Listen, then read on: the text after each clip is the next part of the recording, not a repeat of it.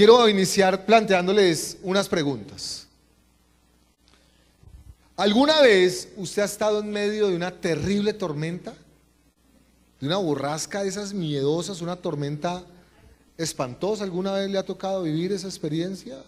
Algo bien terrible, algo asustador, algo fuerte. Yo le quiero preguntar a los que han vivido esa experiencia. De hecho, este martes pasado tuvimos, por lo menos frente a mi casa, la cosa se puso miedosa, porque las tejas de lo que había al frente se levantaron, las palmeras se doblaban, el viento era terrible, el aguacero era muy fuerte. Yo le quiero preguntar, a los que han vivido la experiencia de estar en medio de una tempestad, una borrasca terrible, ¿cuál ha sido su reacción? Amén. Que Rosita ore por nosotros. Oh. Muy bien, Rosita. Ahí. Muy bien. ¿Qué otra reacción? ¿Qué otra forma ha reaccionado usted? Miedo. Miedo, angustia, temor. Me acordaba esta mañana que hace varios años, no sé si algunos recuerdan, o por lo menos los que vivimos en el sur lo sentimos, que hubo una creciente del río Conveima. Y en la creciente del río Conveima, yo vivía en esa época, o vivíamos con mi familia, con mis padres, vivíamos ahí en Reservas del Yuldaima, donde termina el Yuldaima, en la casa de la esquina, donde uno cogía, ahí arranca Las Vegas, y uno cogía para los Cámbulos, si era Cámbulos, ¿cierto, ma? Nosotros vivíamos a unas 3, 4 cuadras del río, cuando se vino la creciente, al finalizar la tarde, ya iba a ser la noche. Yo recuerdo, salimos despavoridos, la gente corría y corría, porque uno sentía el ruido de las piedras. Mi sensación era como que venía una ola gigantesca que nos iba a tapar a todos. Salimos, mi papá salió volado, con mis hermanas salimos corriendo, ellos tenían la tienda del barrio, mi papá no le importó eso, salió volado, salimos corriendo, la puerta quedó abierta, porque íbamos a correr hacia el Galán, hacia las partes altas, para protegernos, pero bendito el Señor por las mujeres, porque mi mamá se devolvió y cerró la puerta, cerró la tienda y ahí sí arrancó, y corrimos hasta que llegamos arriba al Kennedy. Recuerdo que alcanzamos a llegar, que ya no se escuchaba tan fuerte. Es decir, la reacción nuestra fue de terror, de salir despavoridos. Ahora, quiero hacerle otra pregunta. ¿Ha experimentado usted alguna tormenta emocional fuerte, familiar, laboral, económica? La pregunta es, ¿cómo las ha enfrentado? ¿Cómo ha enfrentado usted ese tipo de realidades, ese tipo de tormentas, ese tipo de situaciones?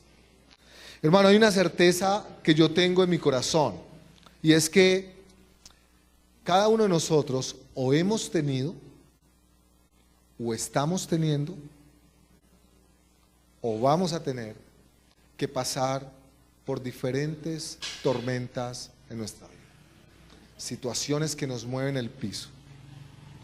Así que la pregunta no es si vamos o no a pasar por estos momentos, sino es cómo lo vamos a pasar. ¿Qué lecciones tiene el Señor para darnos en medio de esos momentos y esas realidades difíciles? Es una oportunidad para conocer al Señor y experimentar su paz aún en medio de estas realidades. Es una oportunidad para ver que Dios sigue en control, aunque nosotros a veces creamos que no. De esto quiero hablarles en esta mañana a partir de la palabra del Señor. Quiero invitarle a ir a su Biblia en el libro de Marcos, capítulo 4, versículo 35 al verso 41. Aquel día, cuando llegó la noche, le dijo, pasemos al otro lado. 36.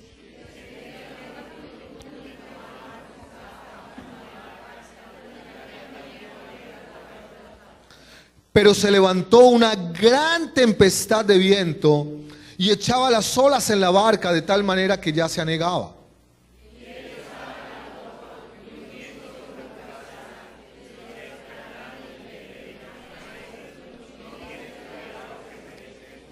Y levantándose, reprendió al viento y dijo al mar: calla, enmudece.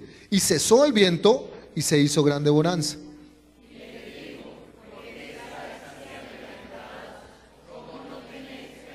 Entonces temieron con gran temor y se decían el uno al otro: ¿quién es este que aún el viento y el mar le obedecen? Padre, yo quiero orar. Yo necesito de ti en esta mañana.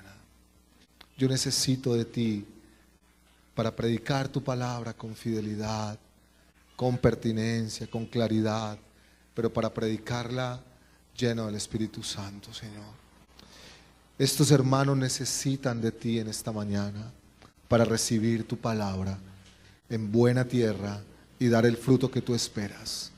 Tú conoces sus realidades. Yo te pido que tu palabra sea suficiente para hablar a ellas. En Cristo Jesús. Amén y amén.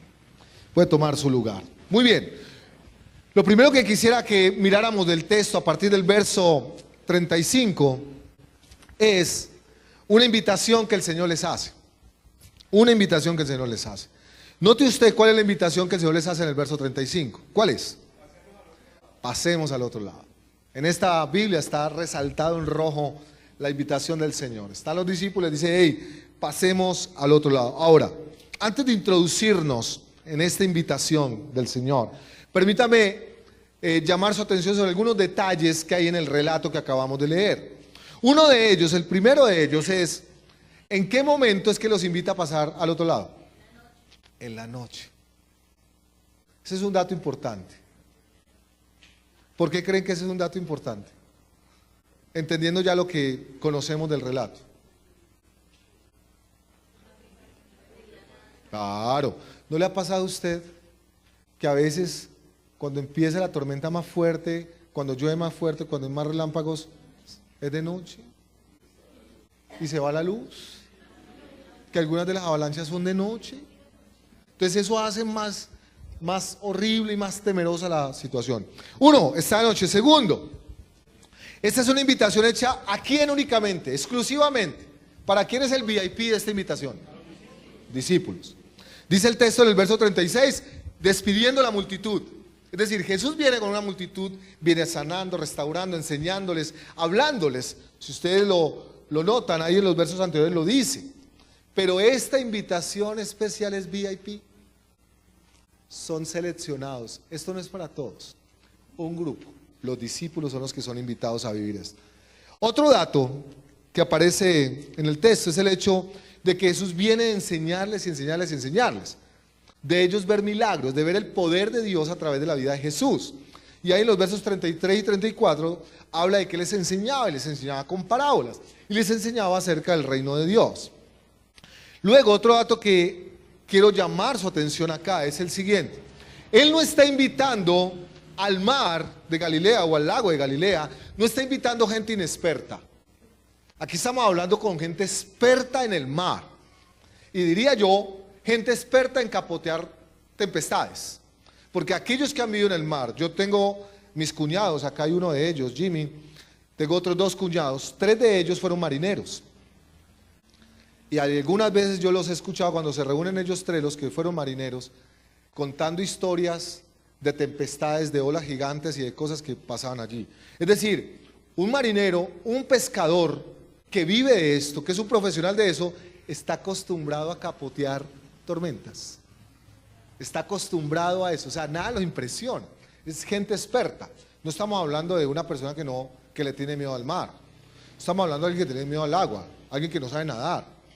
Yo recuerdo que yo tengo un trauma con el agua, con las piscinas, los ríos y todo lo demás, porque en 3 oportunidades casi me ahogo. Entonces, ahí en Gualanday, Puente Alegre, allá quedaba yo debajo del río y de ahí me quedó la bobadita, desde esa vez faltó oxígeno ahí un poquito.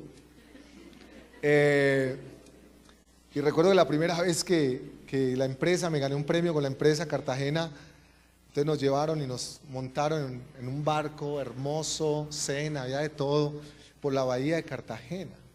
Y mientras todos disfrutaban, yo estaba agarrado de un palo allá.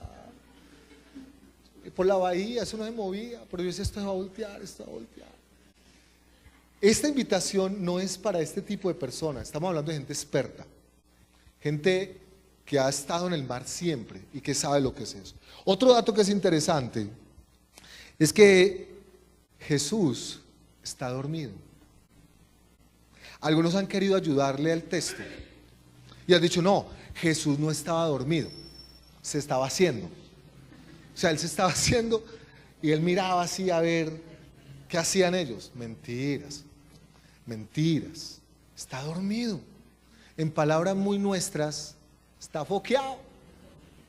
¿Y cómo no estarlo si estamos hablando que él viene de sanar enfermos, que él viene de liberar endemoniados, que él viene de predicar? Hermano, mire, si hay tarea desgastante es enseñar y es predicar. Yo muchas veces salgo de aquí al mediodía con ganas de morirme en la tarde en la casa. Yo no quiero salir. Sale uno cansado. Y si alguno ha estado acá y ha orado por personas endemoniadas, hermano, eso es un calibre alto. Jesús ha estado echando fuera demonios, ha estado sanando enfermos, ha estado dando consejería, ha estado hablando con la gente y ha estado predicándoles. Y ya en la noche, es decir, Jesús está muerto del cansancio. Está fundido. Así que no lo despierta, ni siquiera estaba tan cansado, seguramente, que ni siquiera la tempestad lo despierta. Y aquí es donde algunas mujeres dicen, mi marido necesita estar cansado para que no lo despierte ni siquiera eso. La palabra tempestad es la palabra lailaps en griego, que significa huracán. Es decir, no estamos hablando de una lloviznita, no estamos hablando ahí de una cosa suave, estamos hablando de un torbellino, estamos hablando de una borrasca, estamos hablando de un evento muy grande que está ocurriendo en el mar de Galilea o en el lago de la Galilea, como se conoce. Aquí yo quiero invitarle a que pensemos por un momento sobre la invitación que el Señor les hace a los discípulos. Lo primero que yo quiero llamar su atención es que ¿quién es el que hace la invitación a ir allá? Fue Dios, fue Jesús. Es Jesús el que le dice a los discípulos, hey, pasemos al otro lado. Hey, vámonos para el mar. Metámonos al mar de noche. Metámonos al mar. Es decir, hermanos, fue Dios el que de alguna manera orquesta esta tormenta. Es muy tentador llegar a pensar que la tormenta es el resultado del accionar de la naturaleza por sí misma, o que pasa muy a menudo, echarle la culpa al pobre diablo. Que es que esa es la que le da todo el tiempo. Entonces no, eso es el diablo, eso es Satanás, hay que cortar, hay que profetizar, hay que atar, hay que mandarlo al infierno, hay que hacer esto, hay que hacer lo otro. Todo el tiempo se le está echando la culpa a Satanás. Pero yo quiero recordarle lo que dice el Salmo 107, hermano. Que este salmo es prácticamente el relato de Marcos 4. Salmo 107, verso 23. Y ese salmo nos va a servir toda la predicación. Salmo 107, versículo 23. Miren esta joya. Los que descienden al mar en naves y hacen negocios en las muchas aguas. ¿De quién está hablando? Pescadores. Ellos han visto las obras de Jehová y sus maravillas en las profundidades. Porque habló e hizo levantar un viento tempestuoso que encrespa sus ondas. ¿Quién lo hizo? Dios. Suben a los cielos y descienden a los abismos. Sus almas se derriten con el mal. Tiemblan y titubean como ebrios. ¿Quién? Los pescadores. Tiemblan en medio de esos movimientos del mar y de esas tempestades y esos huracanes, de esos vientos que se levantan. Y toda su ciencia le es inútil. ¿De quién? De los pescadores. Es decir, sus habilidades de pesca, su pericia, su experiencia, su manera de capotear tempestades, en esas grandotas no les sirve. Entonces claman a Jehová en su angustia y los libra de sus aflicciones. ¿No les parece que está repitiendo? Es decir, aquí está la teoría y en Marcos 4 está la praxis. Cambia la tempestad en sosiego. y se apaciguan sus ondas. Luego se alegra porque se apaciguaron y así los guía al puerto que deseaban. Hermanos, ¿usted cree realmente que esta tormenta cogió de sorpresa al Señor? Lo sorprendió la tormenta.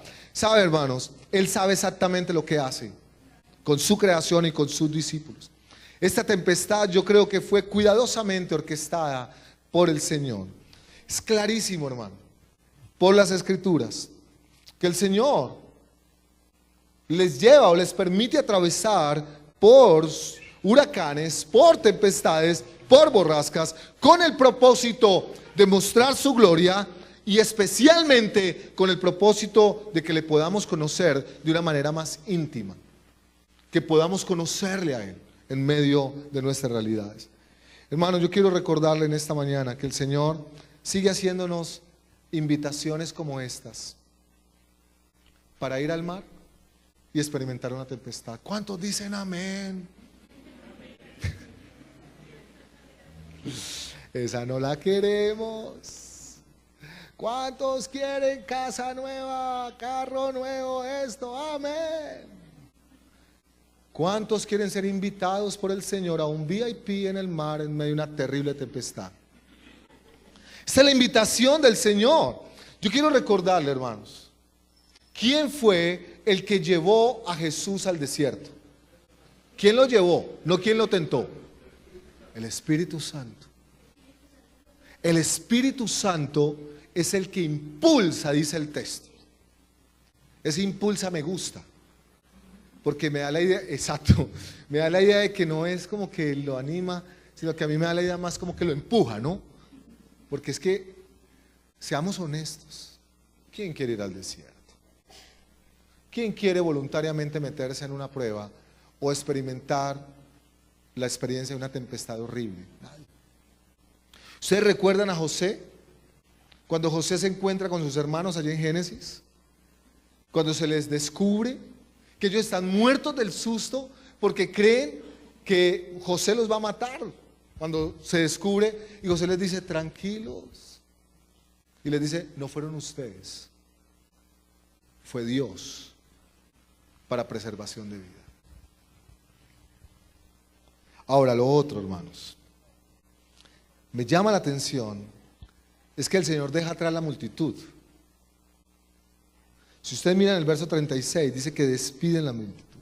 Es decir, solo hay un grupo selecto, privilegiado, para vivir esta praxis, esta práctica, este 3D, este 4D de las enseñanzas del Señor. Solo un grupo pequeño, los que son invitados.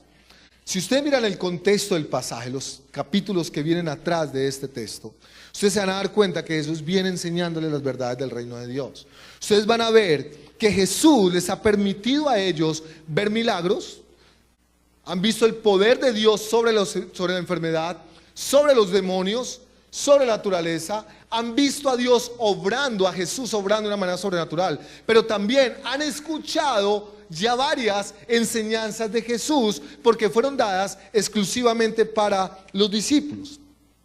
Y una de las mayores enseñanzas que ellos necesitan es conocer quién es Él. Cuando usted lee el libro de Marcos gira alrededor de esto, de que los discípulos, el pueblo, los fariseos sepan quién es Jesús. Y sabe que llama la atención que cuando ustedes, miren lo curioso del texto. Al final del relato que estamos estudiando, dice los discípulos, ¿quién es este? ¿Quién es este?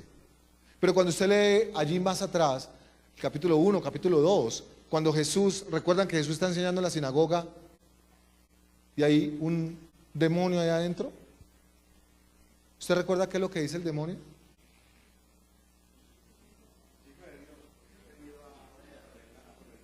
Muy bien. Es decir, los discípulos, los fariseos, no sabían quién era ese, pero los demonios sí. Hermanos, Dios quiere que confiemos en Él, pero no es suficiente tener información sobre Dios, no es suficiente tener buena información sobre su carácter, No es suficiente tener suficiente información sobre sus promesas, sobre su voluntad. Esto se trata de encarnar en nuestras vidas las enseñanzas que Dios nos ha dado.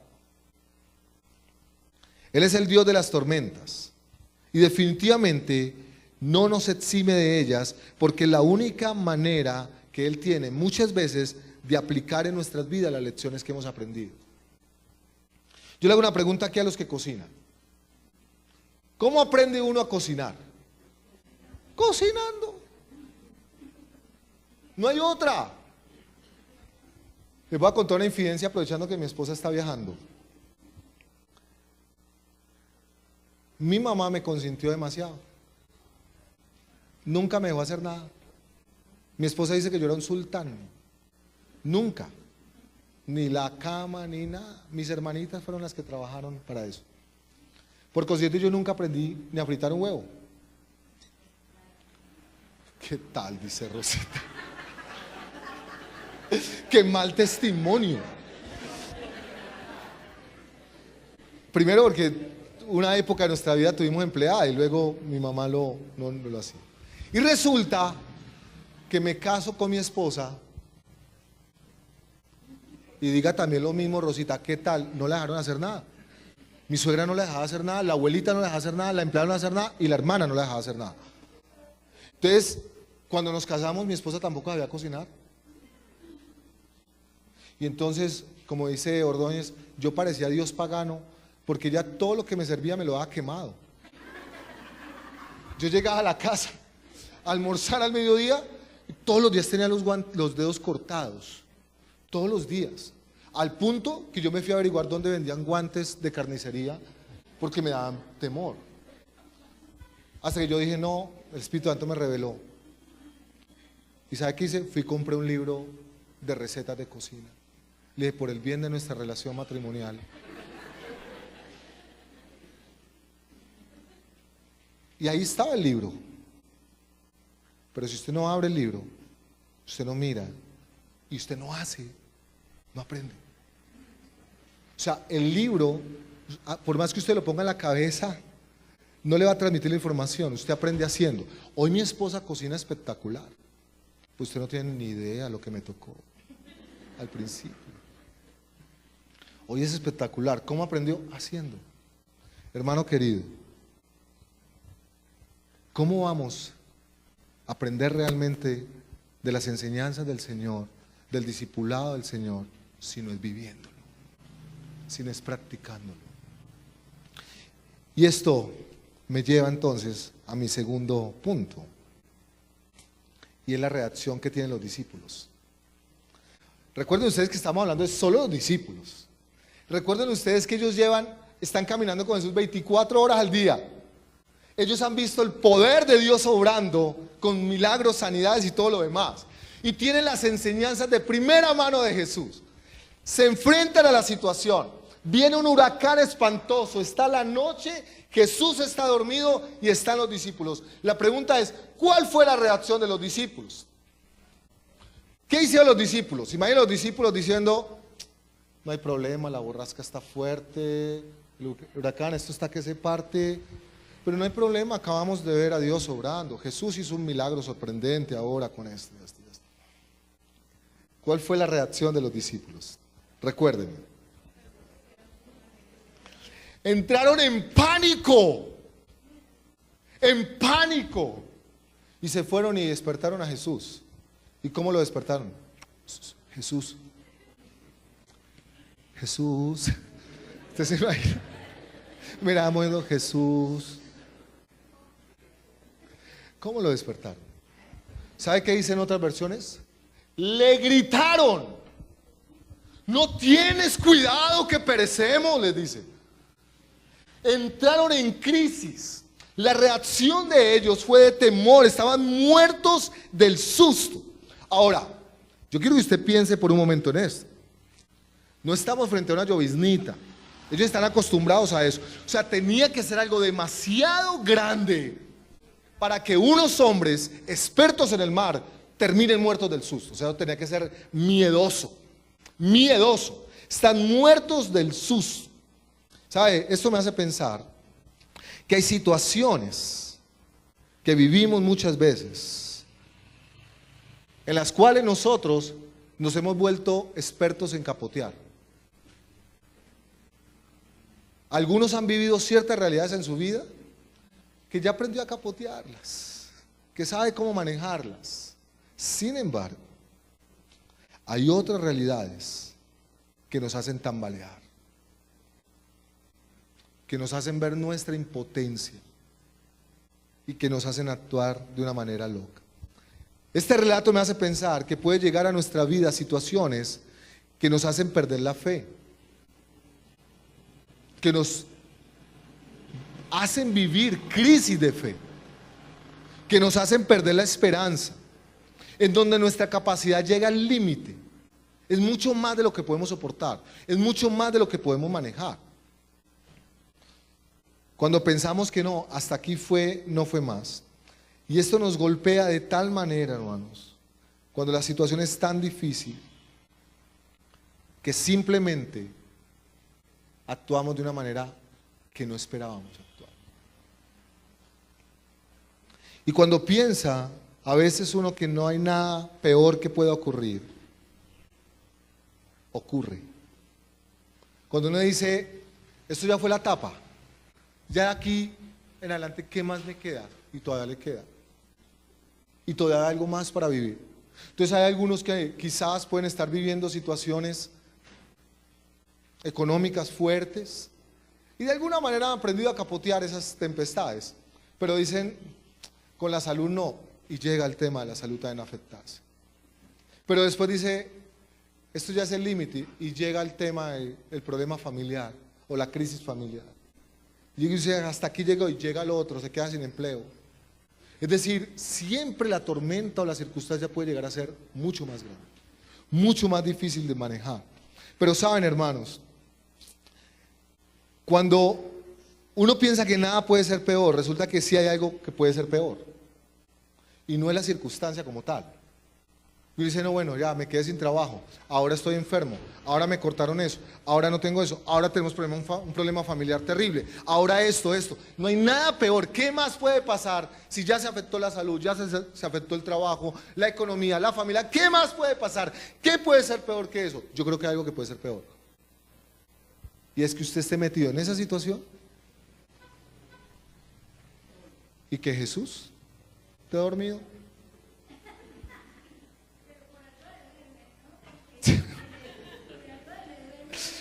Esto es predicación 3D, eso es...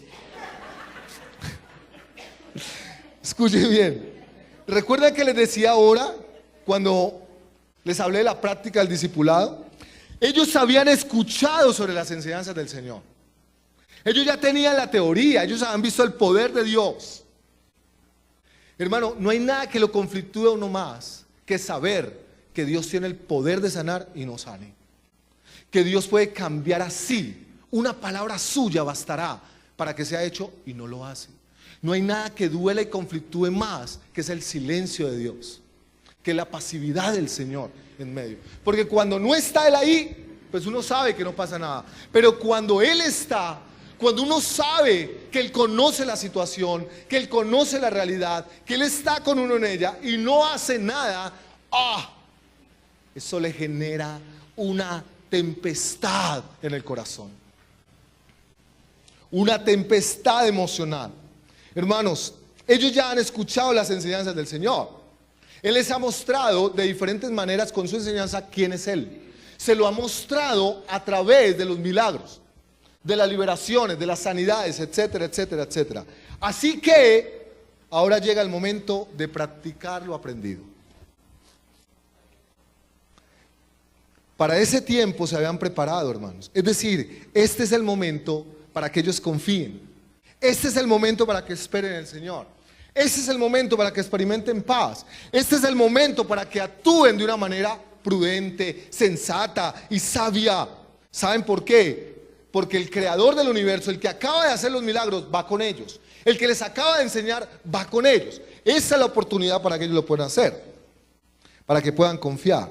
Sin embargo, hermanos, este es uno de los momentos donde la humanidad nos traiciona.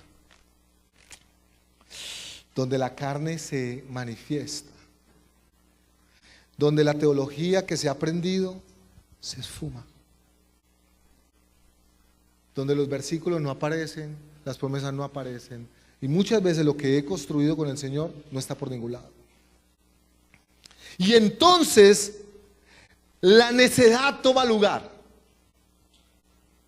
Y entonces entramos en pánico, perdemos el sueño, la ansiedad toma lugar, los problemas, nos estresamos. Y ahí es cuando vienen los ataques de gastritis, de colon irritable, de tensión alta, donde el corazón late más rápido, donde perdemos el sueño, donde dormimos todo el tiempo, donde la depresión toma lugar también.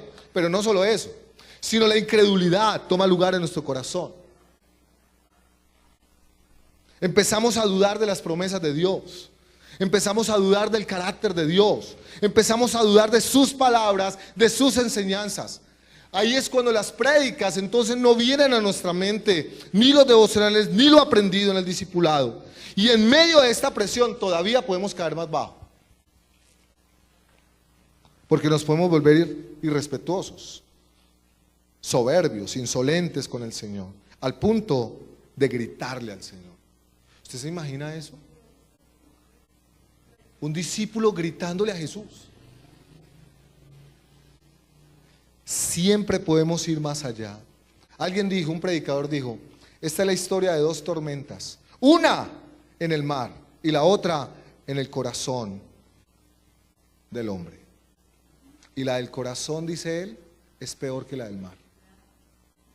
Cuando uno está luchando con todo esto, vivimos una verdadera tormenta feroz, una borrasca impetuosa en nuestro interior cuando estamos siendo probados por el Señor. Luchamos con nuestra humanidad. Luchamos con la idea de confiar en Dios en medio de estas realidades, de encarnar lo que hemos aprendido. Y entonces, ahí es cuando terminamos siendo testigos de la amargura que brota de nuestro corazón, de la rabia. Ahí es donde aparece nuestra insolencia.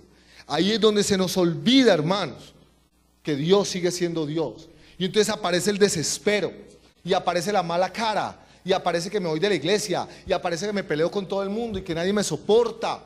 Y ahí es cuando tomo decisiones locas y reacciono de maneras que nunca me imaginé que podía reaccionar.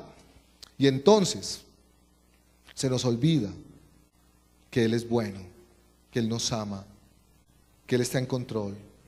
Y llegamos a pensar que Él no atiende a nuestro clamor, que Él nos interesa, que Él no quiere defendernos.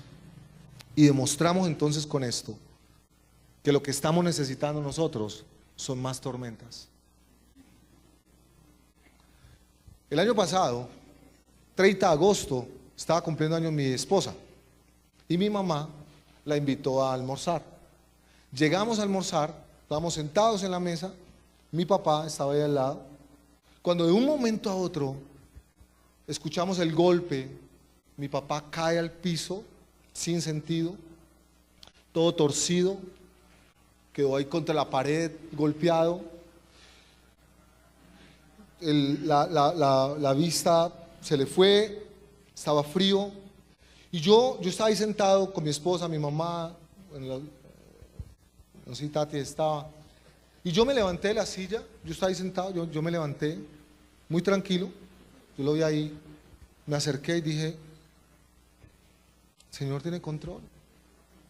Entonces, lo vi, lo toqué, estaba frío y dije, bueno, el Señor lo puede sanar, Él es todopoderoso, aún si fallece, Dios lo puede resucitar. Ustedes estén todos tranquilos, le dije a mi esposa, a mi mamá, y estén tranquilos que Dios tiene control de todo esto. Vamos a sentarlo y lo vamos a cargar y lo vamos a llevar tranquilamente al hospital. No hay ningún problema, todo en paz. Dios está en control.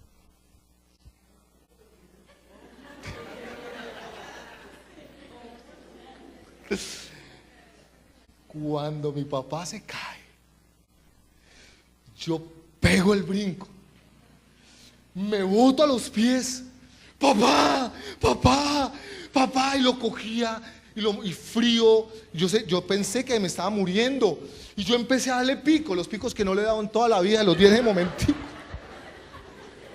por si las moscas no.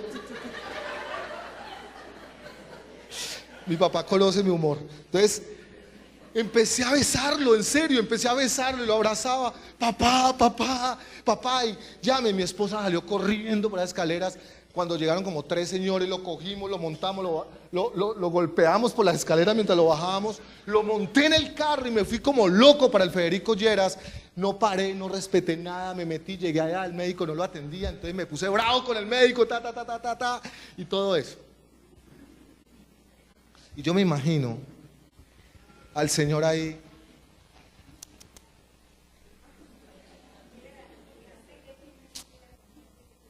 No aprendió. Clase de Fundamentos 1, otra vez, devuélvase.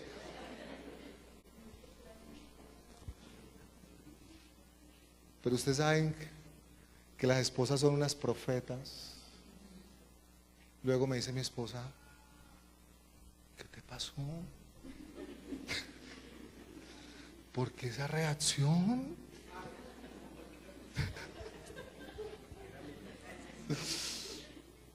Pues porque yo quiero mostrarles cómo no deben actuar en un momento como ese.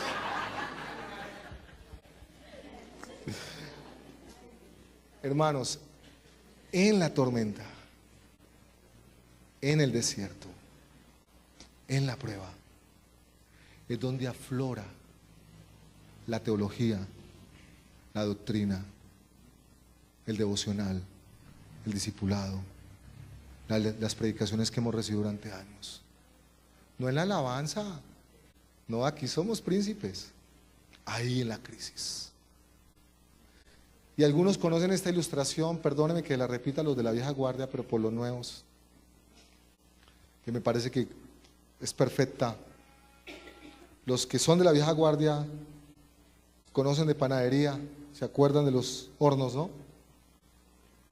Que eran 4 gavetas y metían desde abajo. Yo tenía una panadería al frente de la tienda, entonces, y los iban subiendo. Cuando ya estaban listos los sacaban y lo colocaban encima del horno. Y yo siempre he pensado, ahora no sirve el ejemplo porque ahora,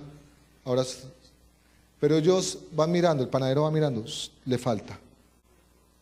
Entonces yo me imagino la experiencia con el Señor. El Señor nos saca.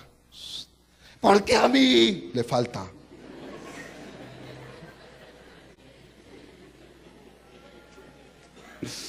Lo saca. Todo amargado, iracundo, le falta. Lo saca. Me voy de la iglesia, Dios no respondió. Le falta. Es más, bajémoslo, más calor. ¿Me presta la aromática?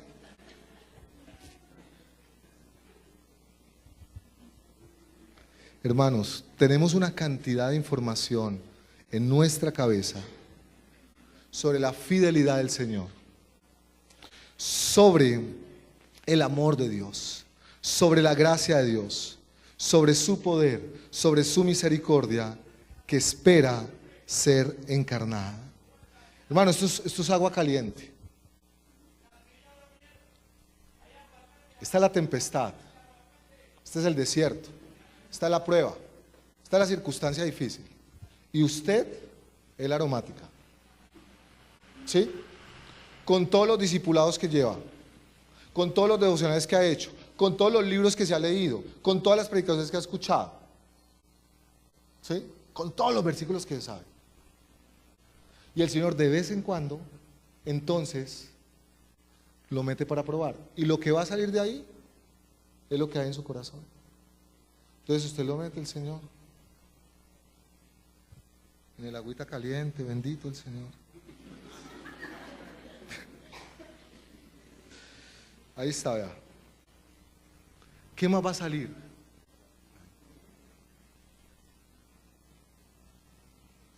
Yo le quiero preguntar, ¿qué está saliendo de usted en medio de la prueba? En medio de la tempestad que está viendo, ¿qué está saliendo? ¿De qué sirve una teología que no es vivida? ¿De qué sirve un poco de versículos que no se viven? ¿Está perdiendo el año o no?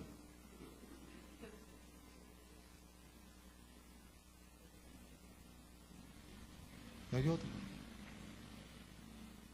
El Señor ha permitido, hermano, las pruebas, las tempestades, los desiertos, para saber qué hay en nuestro corazón. Los discípulos están en medio de la tempestad en un discipulado práctico. Mucha teoría, poca práctica, vamos a practicar. Así que el Señor todos los días nos da oportunidades para poder mostrar en qué punto del camino estamos, qué tanto conocemos del Señor. Permítame ir al final con esto. Note usted al final, en el verso 40, hay dos preguntas. ¿Por qué estáis amedrentados? ¿Cómo no tenéis fe? ¿A quién le está hablando? A los VIP, los discípulos, los que han caminado con ellos. Hermano, una lección que debemos aprender aquí es que la tormenta interna de los discípulos es injustificada. ¿Saben por qué? Porque el Dios del universo sigue en la barca. Dormido, pero en la barca. Mientras el Señor esté en nuestras barcas, no importa lo horrible que sea la tormenta por la que uno esté pasando, podemos estar confiados. Otro detalle, otra lección que hay en el texto es que el Señor dice: pasemos al otro lado. Y si usted lee en el Salmo 107, verso 30, dice que luego se alegran porque se apaciguaron y así los guió al puerto que deseaba. El Señor no llevó a los discípulos a la tempestad para matarlos. Los llevó para pasarlos al otro lado. El que comenzó en vosotros la buena obra, la perfección hasta el día de Jesucristo. Y a los que aman a Dios todas las cosas les ayudan para bien. Él nos lleva a puerto seguro. Pero la otra lección es que cuando Él considere que es el momento para parar, Él la va a parar. Hermano, por más que usted crea que tiene que decretar, anular, cortar, echar fuera y todo lo demás, yo decreto que hoy termina la necesidad. Yo profetizo que hoy empieza la prosperidad. Yo anulo, yo corto, rechazo, ato, reprendo, lo mando al infierno, haga lo que quiera, desgástese como quiera. Usted no tiene el poder para transformar la tormenta en paz. Es Él. Calla, enmudece. Y Él sabe cuál es el momento preciso para detener la tormenta en su vida. Y a Él no lo podemos engañar. Que algunos pueden decir: ya aprendí la lección del Señor. Señor, ya. Pero quizás de las lecciones más importantes que hay en este texto es que es la pregunta final del verso 41. ¿Cuál es la pregunta que hacen los discípulos?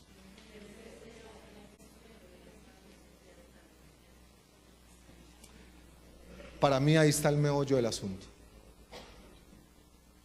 ¿Cuál es el problema de los discípulos, hermanos? No conocen, no le conocen. Han estado con Él, han visto sus milagros, han escuchado sus enseñanzas, etcétera, etcétera, etcétera. Pero en el momento de la tempestad afloró lo que realmente hay en el corazón de los discípulos. No lo conocen. Mire la pregunta que se hacen entre ellos al ver a Jesús que detiene la tempestad, unos a otros. Yo me imagino uno a otro diciendo: ¿quién es ese? Pero vienen siendo enseñados por Él.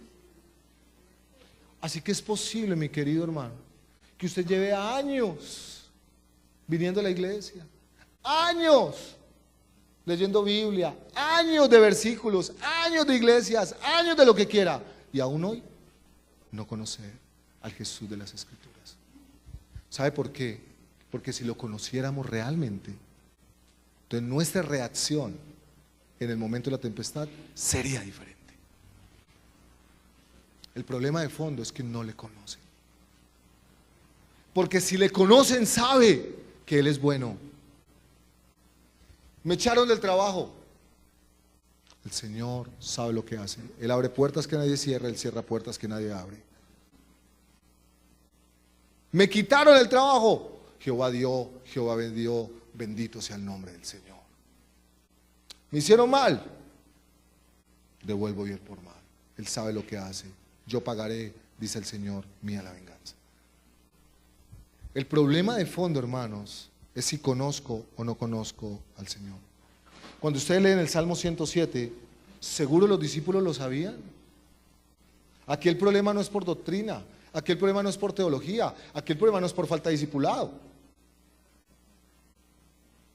Aquí el problema es que no lo conocen. Y recuerdan ustedes a Juan diciendo, esta es la vida eterna. De esto se trata la vida cristiana, de conocerle a Él. Y esta es la vida eterna, que te conozcan a ti, el único Dios verdadero, de Jesucristo que le has enviado. ¿Recuerdan lo que dice Jeremías 9? Alábese en esto el que se ha de alabar, en conocerme y entenderme. ¿Se acuerdan del apóstol Pablo? Diciendo allí en Filipenses 3:10, quiero conocerle a Él. Hermano, esto se trata de conocer al Señor.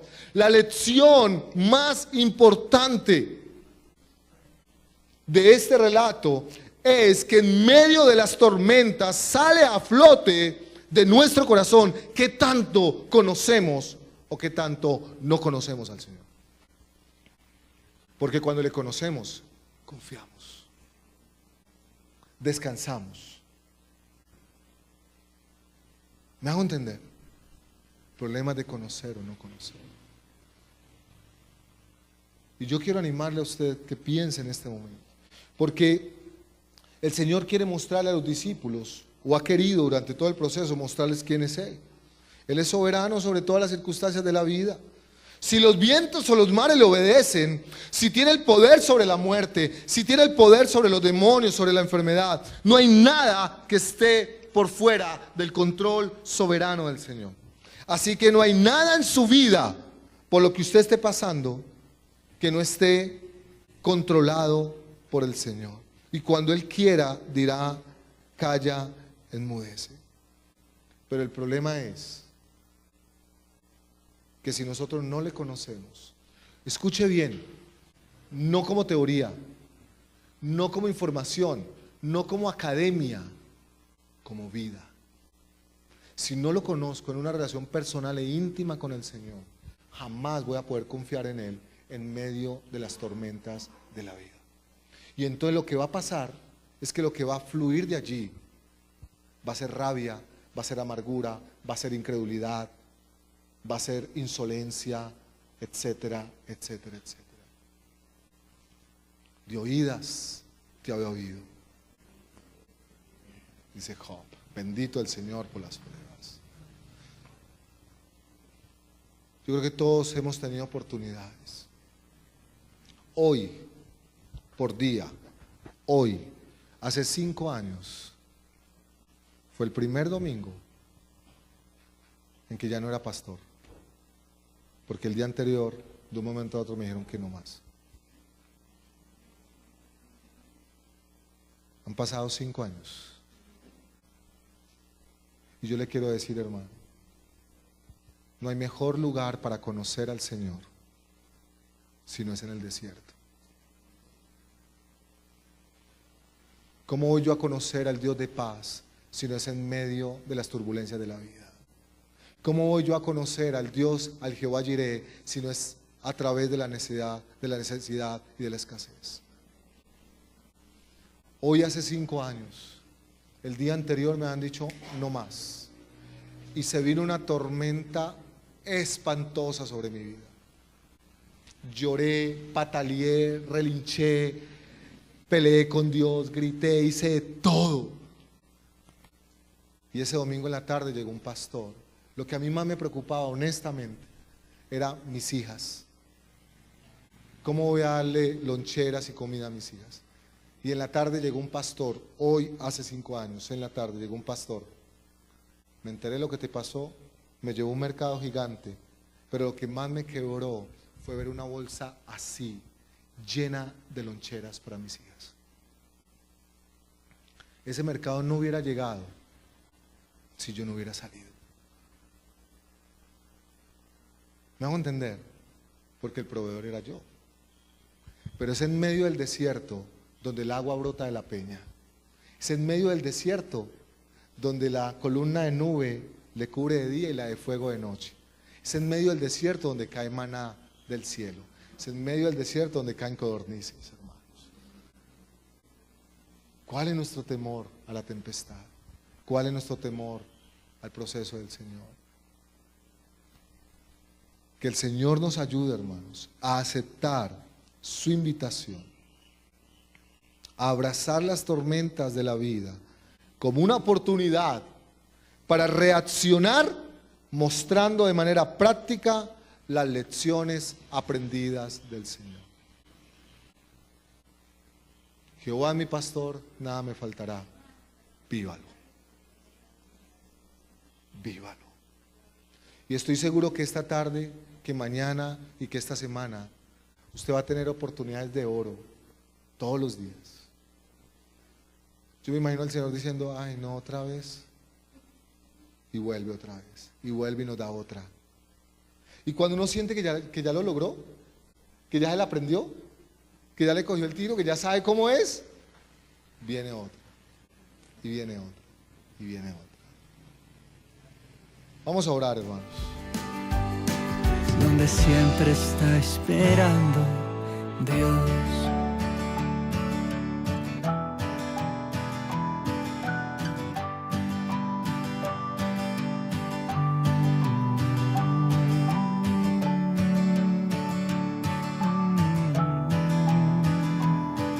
Donde siempre está esperando, donde siempre está esperando Dios.